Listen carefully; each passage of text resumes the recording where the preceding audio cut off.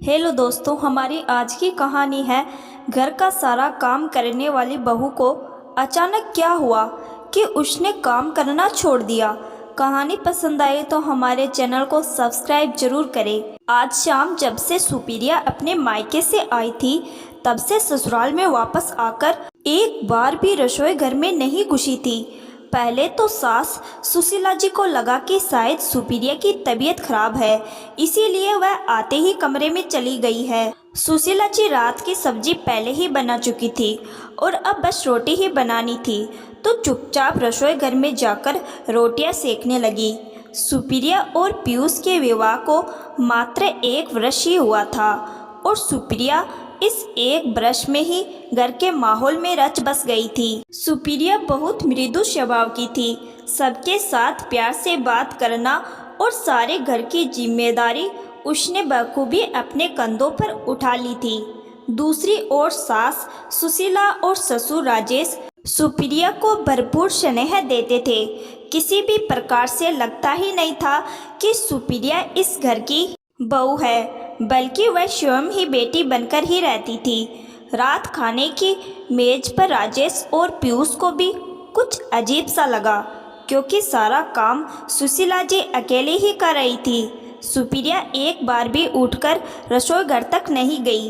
बर्तन लाने से लेकर खाना खिलाकर बर्तन उठाने तक आज सारा कार्य सुशीला जी ने किया। पीयूष ने भी जब देखा कि सुपीरिया आज नहीं उठ रही है तो उसने अपनी माँ के साथ पूरी रसोई संभालने में मदद की, परंतु कोई बोला कुछ नहीं। अगले दिन रविवार था, सबकी छुट्टी थी, सब लोग आराम से देर से उठे हैं, परंतु हर रोज सबके लिए चाय नाश्ता बनाने वाली बहू सुपीरिया आज भी देर से उठी और नहा धोकर बहुत सुंदर कपड़े पहनकर सज धजकर ड्राइंग रूम में सोफे पर बैठ गई। सुपीरिया का यह अप्रत्याशित व्यवहार आज सभी के लिए हैरानी का विषय बन चुका था। सबको चाय नाश्ता पकड़ाकर सुशीला जी भी वहीं बैठ गई है। आखिर राजेश जी ने पूछ ही लिया, सुपीरिया बेटा, तुम्हारी तबीयत खराब है क्या? नहीं नहीं पापा, मैं तो बिल्कुल ठीक हूँ, मेरी तबीयत बिल्कुल ठीक है, सुपीरिया ने मुस्कुराते हुए जवाब दिया और सुंवाद से सासू माँ के हाथ के बने पराठे खाने लगी। पीयूष के क्रोध की सीमा नहीं रही, एकदम गुस्से से भड़क उठा। यदि तबीयत ठीक है तो तुम कल से मम्मी की मदद क्यों नहीं करवा रही हो? मम्मी अकेली कल से रसोई में लगी हुई है, तुम्हें पता है ना, ज़्यादा देर खड़े होने से फिर मम्मी के घुटनों की तकलीफ बढ़ जाती है। सुपीरिया ने मुस्कुराते हुए जवाब दिया, मैं कैसे मदद कर सकती हूँ मम्मी की रसोई में? सुपीरिया के इस जवाब से राजेश और सुशीला भी हैरान होकर सुपीरिया की ओर देखने लगे। पीयूष ने फिर से गुस्से से पूछा, क्यों, तुम मम्मी की मदद नहीं करवाओगी? और मम्मी की मदद पहले भी तो करवाती थी, अब क्या हुआ अचानक? सुपीरिया ने फिर से मुँह पर हंसी लाते हुए कहा, मैं इस घर की बहू रानी हूँ, मतलब रानियों की रानी, तो मैं कैसे इस घर में कामकाज कर सकती हूँ? सुपीरिया की इस बात से सब हैरान थे। आज तक सुपीरिया ने ऐसे बात नहीं की थी। इतनी मधुर भाषा बोलने वाली बहू के मुंह से ऐसे शब्द और उसके स्वभाव में इतनी अकड़ देखकर खुद ही सुशीला जी हैरान थी, परंतु उम्र में परिपक्व और समझदार सुशीला ने इस बात को तुल पकड़ने नहीं दिया। प्यार से बहू के पास आकर बैठी और बोली, बेटा क्या बात है, मुझे कुछ बताओगी?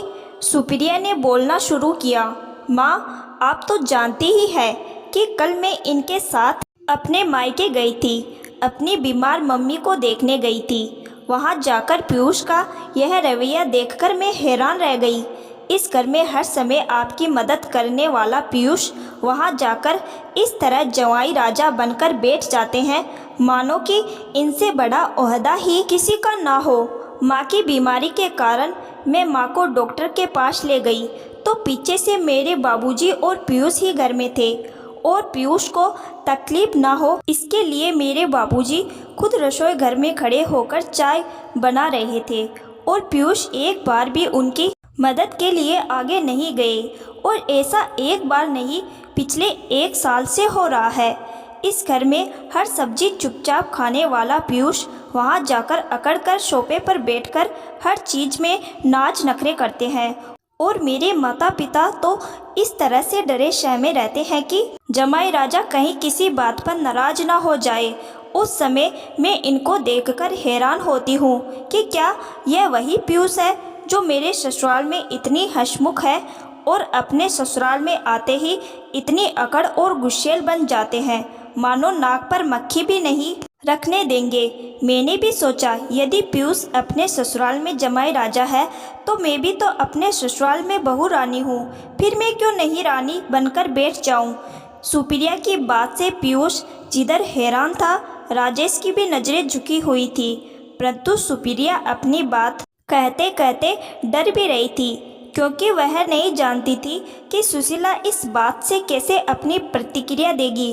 परंतु उसने सुशीला की आंखें भी नम देखी और उसको गले लगाकर कहा, बेटा तेरे हौसले की मैं दाद देती हूँ जो तूने विवाह के केवल 1 साल बाद कहने की हिम्मत रखी। मैं तो अपने विवाह के 25 साल बाद भी अपने पति राजेश से यह नहीं पूछ पाई कि ऐसा बिल्कुल सम्मान व्यवहार वह अपने ससुराल में जाकर क्यों करते थे।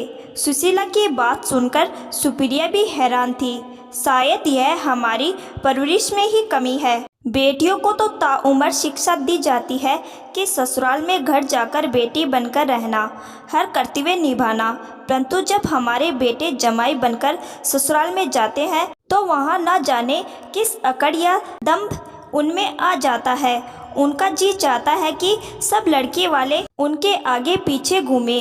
अभी सुशीला यह बात कर ही रही थी कि राजेश ने बात को वहीं रोकते हुए कहा, नहीं नहीं ऐसा कुछ नहीं है, यह तो तुम औरतों का वहम है। हर बार चुप रहने वाली सुशीला आज गुस्से से बोली, रहने दो, आज यह हौसला मेरी बहू ने दिया है तो मैं भी चुप नहीं रहूँगी। याद है आपको जब आप मेरी छोटी बहन की शादी में गए थे तो एक छोटी सी बात पर ऐसे रूठे कि सब रिश्तेदारों को आपको मनाना पड़ा था। क्या एक बहू को हक होता है अपनी ननद की शादी में इस तरह रूठ जाए, बल्कि उस पर तो भाभी या बहू होने के कारण ननद या देवर के विवाह में खुद ही सुध बुध नहीं होती। फिर आखिर आप मर्द जवाई राजा बनते हैं, अपने साला या साली की शादी में इस तरह मुँह फुलाकर क्यों घूमते हो? क्यों एक लड़की के माँ बाप को अपने बड़े जमाई को नाराज होने की फिक्र लगी रहती है?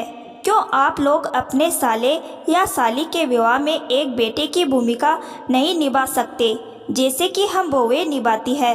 सुशीला की बात सुनकर राजेश और पीयूष को अपनी गलती का एहसास हो गया था। राजेश जी ने हाथ जोड़ते हुए कहा, तुम दोनों औरतें जीती और हम हार गए। वाकई ये बातें बहुत सोचने की है और आगे से हम भी कोशिश करेंगे कि अपने ससुराल में जमाई राजा नहीं बेटा ही बनकर रहे और आने वाली पीढ़ी को भी यही शिक्षा देंगे। पीयूष हंसते हुए बोला, धर्मपत्नी जी मैं भी आगे से यह वचन देता हूँ। अब क्या आप अपनी बहुरानी वाला खिताब सिर से उतारकर मम्मी की मदद करोगी? पीयूष की बात पर सभी लोग आज हंस पड़े। आज सुशीला को अपनी बहू के हौसले पर नाज था, जिससे रिश्ते की नई शुरुआत में ही आने वाली कड़वाहट को पहले ही दूर कर दिया था। दोस्तों, आखिर जहां एक लड़की बहू बनते ही ससुराल की सारी जिम्मेदारियां अपने कंधों पर उठा लेती है, तो एक पुरुष अपने ससुराल में किस दम्भ या अहंकार में घूमता है? आखिर क्यों एक लड़की के माता पिता विवाह के वर्षों बाद भी जमाई राजा के नाराज होने के डर से उसके आवभगत में लगे रहते हैं?